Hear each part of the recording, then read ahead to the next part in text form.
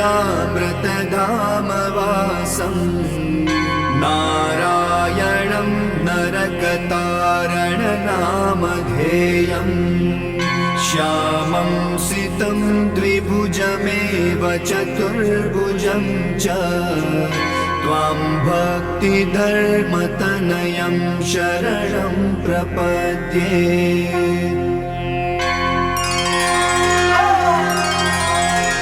शिक्षार्थमात्र निजभक्तिमता नराणाम् एकान्तधर्ममखिलं परिशीलयन्तम् अष्टाङ्गयोगकलनाश्च महाव्रतानि त्वां भक्तिधर्मतनयं शरणं प्रपद्ये।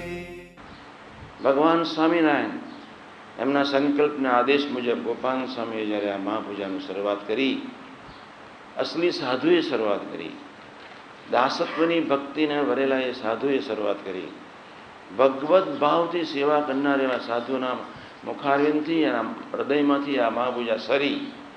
મહાપૂજા અંતરના ઉડાનમાંથી હૃદયમાંથી પ્રભુએ કાઢી છે. મહાપૂજાનો લૌકિક અર્થ બીજો એ છે, ધામ ધામીને મુક્તોની પૂજા દર્શન. પ્રાર્થના જ્યારે સવારના પરમાં જે કરી રહ્યા છે ત્યારે જે ભક્તોના દેશકાળ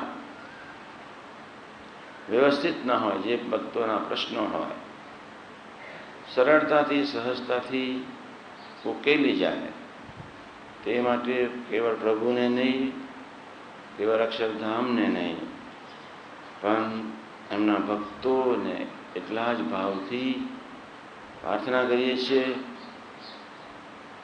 ભક્તિથી સૌને સંભાળીને સમગ્ર મુક્ત સમાજને ખૂબ બળ મળે તે માટે પ્રાર્થના કરીએ છીએ.